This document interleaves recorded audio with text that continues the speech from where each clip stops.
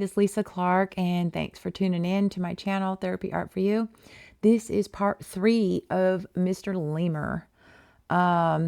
It's a lot of the same repetitive stuff, for sure, but I'm still going to share this part. Now, this video actually probably took me a couple hours, and it's been reduced down to just under 7 minutes. So, give you a little idea of how much I've cut out because it is rather repetitive. But little strokes like this with the white Carbothello, just over and over and over and over and over again. That's all I could tell you. Because you do want, I wanted to have the appearance of that hair on this ear. So I have to keep looking at the photo, the reference photo here, and showing you that the hair is definitely going in different directions. It's not just one way. So I have to keep referring to it, making sure I've got that correct, or it just won't look right because this ear is kind of like almost pointing towards the viewer.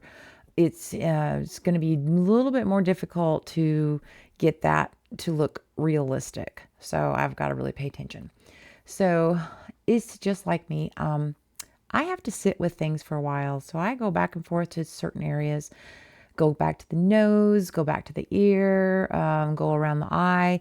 That's just my style. I just have a hard time staying with one certain area for any length of time.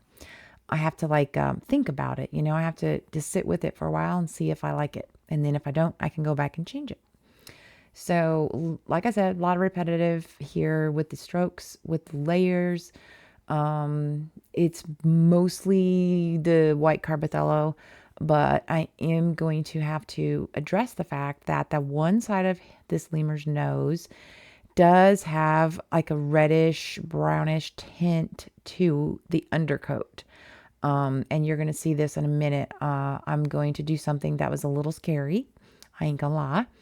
But I did it, and I'm glad in the end, I'm glad I did it, because that really did give a nice little tone to the one side of the bridge of his nose.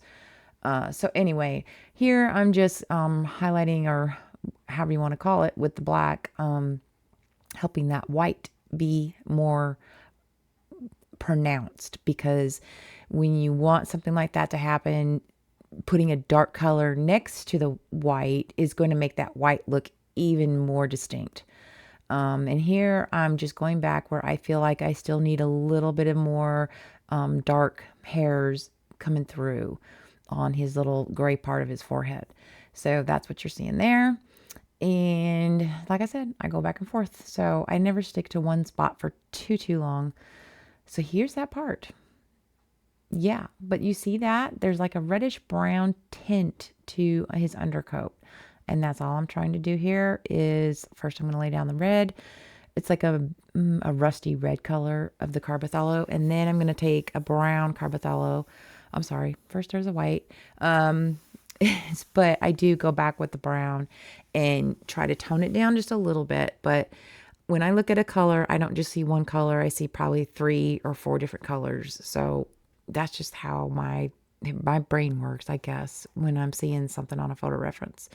So you can almost see that red is gone, but I know it's there, and it will come through once I start laying down the details of the fur, that's the hairs that are laying on top of that. So I think I got pretty close to it, what I was looking for there. And again, just keep referring. If you're looking at a reference photo, make sure you make yourself look at that reference photo, because hair goes in different direction. There's highlights, there's lowlights, there's lines, dents, if you want to call them that, like little areas that kind of just swoop down a little bit. The light hits it differently. You want to be able to get all those different variances that are going on. It's a very detailed, monotonous, and patient. You gotta be lots of patient, which I'm not. I'm not a patient person, but I try to be when I'm doing the art, because I know it takes time. I know it's not going to happen on the first layer, probably not the second layer. we're getting closer on the third layer, that type of thing. So you just have to stick with it. It'll happen. You just have to keep looking at that photo, refer back and forth, and just try to match it up and know that you can go over it. I mean, I could go over those colors along that bridge of his nose with a whole different color if I wanted to right now, and it would be fine. I could handle it. The paper can handle it. So don't worry about little mistakes. You can always go back and alter them, change them even. So I don't look at them as mistakes anyway. They're just a learning curve. So yeah. Also, tip to myself: I should have not done the right eye first. I should have done the left eye first because I'm right-handed. But I got so involved that I just kept going. I just kept going.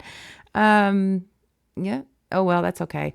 That's what glassine paper is for. I could lay over, but it did end up smudging it a little bit, but I went back and corrected it after I got done with the left eye. So this is the end of part 3 of Lemur. The next part gets real interesting.